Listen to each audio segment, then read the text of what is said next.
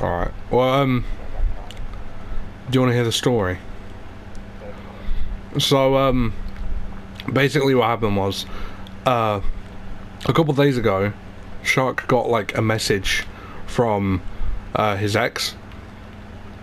It was completely unwarranted as well. Like, she just hit him up out of nowhere and she was like, how funny would it be if your car just got smashed up? Which is, like, a really unhinged question to just ask someone. So basically that happened, and he didn't really take much notice of it. He basically texted back. He was like, you know, that's a little bit mean. You know, he wasn't nasty. He wasn't nasty. You know, we're all fucking adults. You know, we don't really want to be fucking beefing at the ripe age of over 18. It's just embarrassing. Anyway, he leaves it alone, as you know, as you should, and she just fucked off. And then basically a few days later he gets a call from just this random number. Basically it's someone in an Indian accent, and he's basically saying, oh, do you want some curry through your post box? And he's like, oh yeah, that would be very funny, haha. And then he just like hangs up the call.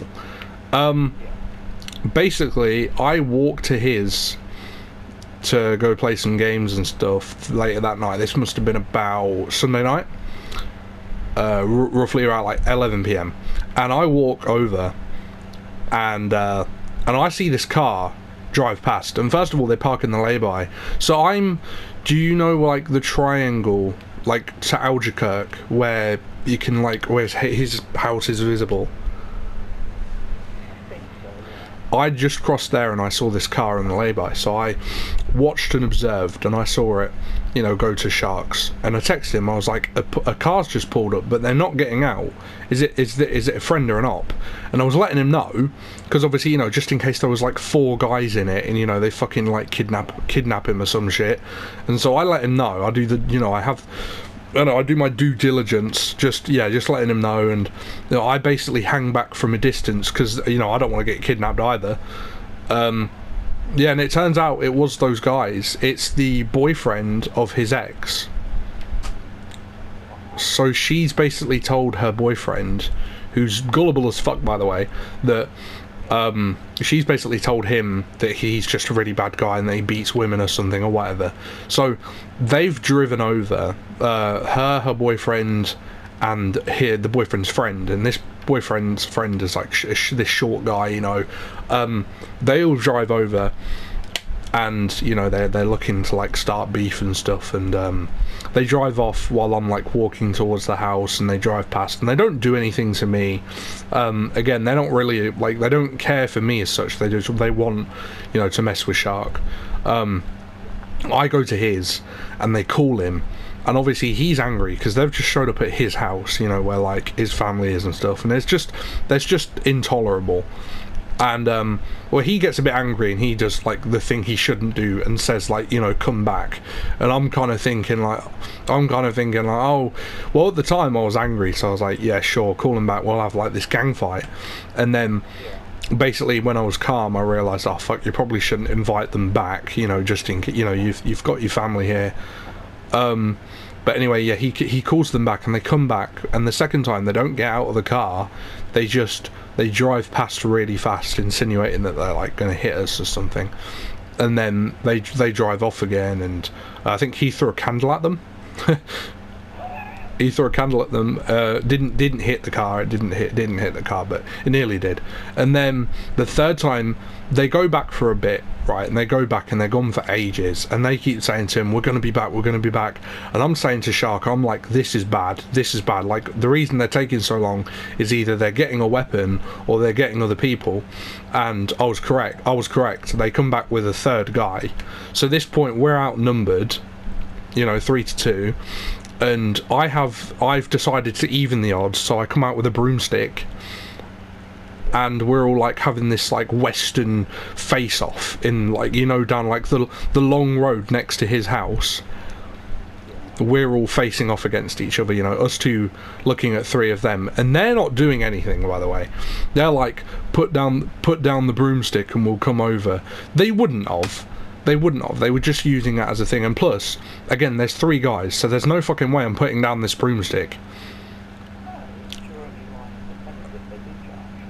and they, you know, they take a step in unison, you know, implicating that they're going to come over, and they still don't, and then they all shake hands. It's like this verbal shit battle going on for about 10 minutes, and it's all just you're a pussy, and then we're like, well, there's 3 of you, and then they go, nuh-uh.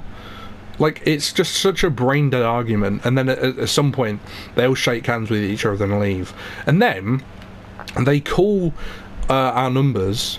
Somehow they got my number, I don't know how.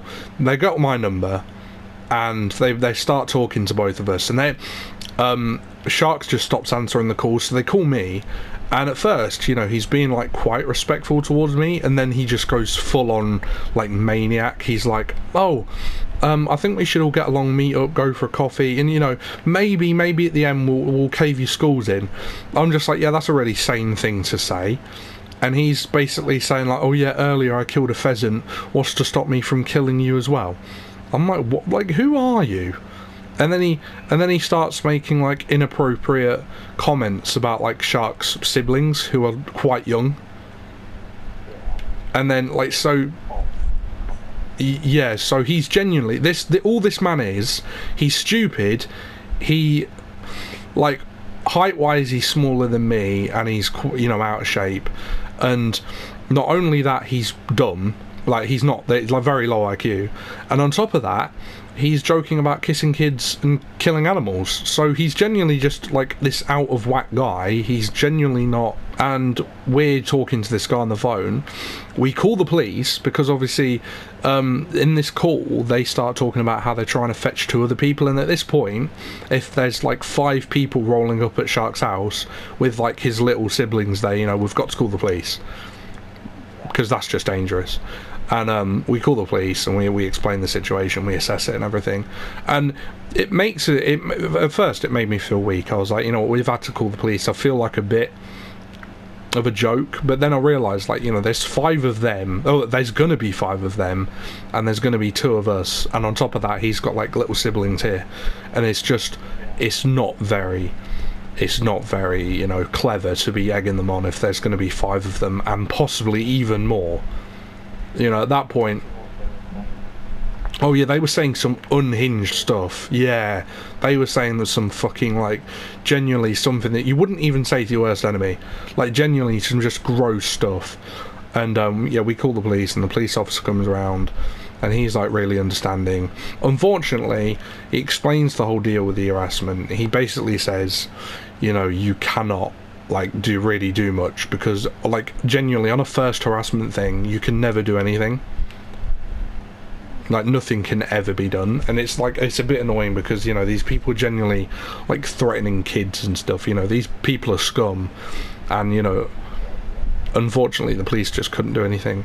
And genuinely that night I was just so pissed off because, you know, like, Shark tried to mask it by playing some Blade and Sorcery, but genuinely I was just so like angry. I mean, I'm not really involved in this, you know, this is his thing, but at the same time, like, it upsets me that people like that exist, because, you know, his ex started it all. Like, she was the instigator, like, she was the mastermind, and her moron boyfriend has gone along with it. He's, you know, he's sat there like fucking airhead, you know, so stupid, and he's sat there and going, doing, I believe this because my girlfriend would never lie.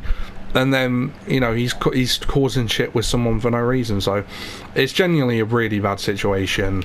Again, preferably I don't want to be, you know, I've always said the people that I would never mess with are like flat out unhinged lunatics, because they're so unpredictable that it's just not worth messing with them. Oh, you know, it's not.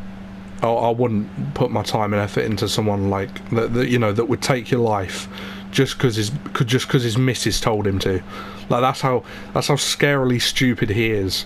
Like, she whispers something into his ear and he just believes it.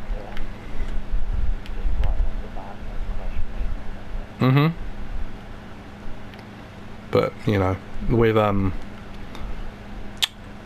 we took it to the police. Not really much we can do. He had another run-in with them at Spoons, but it was kind of really uneventful because they didn't do anything there either. I wasn't there for that one, but I heard that it was pretty just mellow.